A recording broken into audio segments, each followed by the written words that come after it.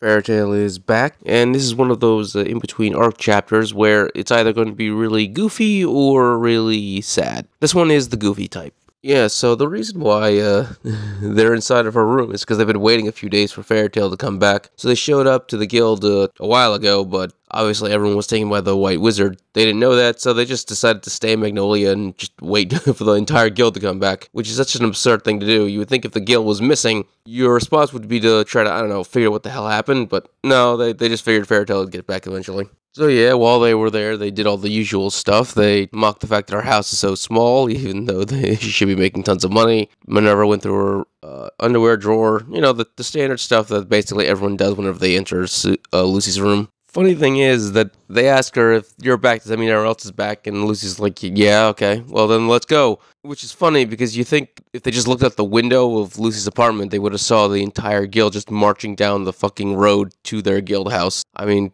you have to like pass through all of Magnolia to get to the to get their guild hall because it's literally in the center of town. But alright. So Urza is the first one to greet them because, well, she was one looking for them as well. She wrote them a letter that she was planning on mailing out there to them, and both Minerva and Sting are basically freaking out as they read it. Apparently, whatever Urza wrote sounds more like a threat than it does actual letter. Yeah, so apparently Sabertooth has one of the greatest libraries in the entire continent, which surprised me because I assumed Sabertooth was a new guild, but now that I think about it, it's not really a new guild. It just got a more intense master who basically prioritized strength over anything else. It seems like all the other masters beforehand might have prioritized collecting knowledge. So they asked Fairytale why they want to see the library, and obviously they can't tell them it's about the 100 Years Quest, so they just said, it's about a job. And Yukino is like, okay, but the library isn't open to the public, we can't actually let you in.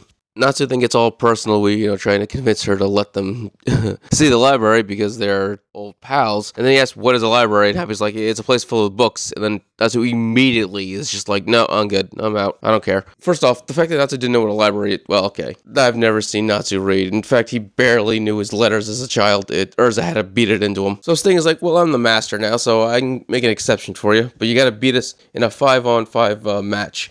It's a simple game where each individual gets to pick their own competition, and then they gotta compete in that competition to see who wins. 3 out of 5 wins. It's pretty basic. The first competition is who is the cutest Exceed. So obviously Froach is picked by Sabertooth, and Carlo refuses to play along at all. Lily says, I'm not cute at all, which is true, especially when he goes into his buff form. So Happy says, I'm super cute, and they have their competition. The rules are basically simple. They're going to go around Magnolia, and they're going to have the townspeople vote. Now, everyone obviously thinks Happy's going to win because, well, Magnolia is his hometown. No, it's a landslide Froach. Like, Happy is completely obliterated. He cannot beat the cuteness that is a cat in a frog costume. I have a feeling if Fairytale had an actual poll about who's the cutest Exceed, Froach would probably win. So I think this is pretty accurate, actually. Up next is Rogue. Apparently Gray used to play this game as a kid. It's the Step on the Shadow game. All you gotta do is be the first step on the other person's shadow. The only problem is that Sting is a shadow dragon slayer, so he's able to move his own shadow. So no matter what Gray does, he just can't do it. He then basically loses balance for a second, and Sting is about to win when Gray creates a giant ice sculpture of Froach, and now his shadow and Froach's shadow are basically intertwined, and Sting no longer has the will to step on it. Which is weird, because you're not stepping on Froach, you're not even stepping on Froach's shadow, you're stepping on the shadow of a frog sculpture. Cat sculpture. Like, it doesn't matter. Gray steps on his shadow, Gray wins. So it's 1-1. Round 3 is Yukino and Lucy doing a quiz competition. Obviously, Sabertooth cheats and has all their questions based around Sabertooth. Of course, this doesn't mean anything because Lucy gets all the questions right. In fact, she's so right that she pops out of the panel while answering questions at the end of it. Pretty much everyone's disappointed that she doesn't know anything about her own guild, Yukino. And Lucy's like, hi, we used to be a reporter. I did my research. So yeah, it was a sounding defeat. Lucy won. 2-1. Minerva and Urza then have an eating contest. Pretty much everyone tries to convince Urza not to do it, because they don't think she's good at eating is sweets. But Urza refuses. She has to compete with Minerva, it's just who she is. And as you can imagine, she gets crushed. God, Minerva can eat.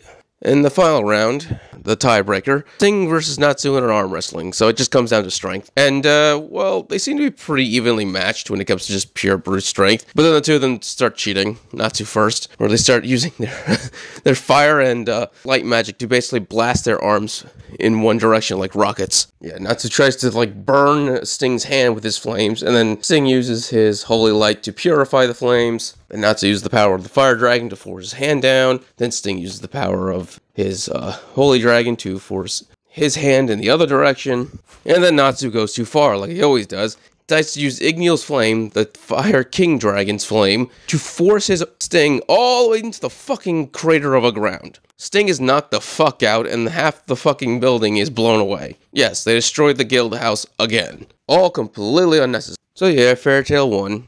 So now Sting is gonna let them see the library. But one condition, they gotta bring Jalal along. Which finally makes sense why they were waiting in Lucy's room for so long. They probably wanted to see Jalal this entire time, and the only way they can do that is through Urza. So this actually does make sense. Whatever they want from Jalal, I have no idea. I don't even have theories. Like, what would Sabertooth want with Jalal?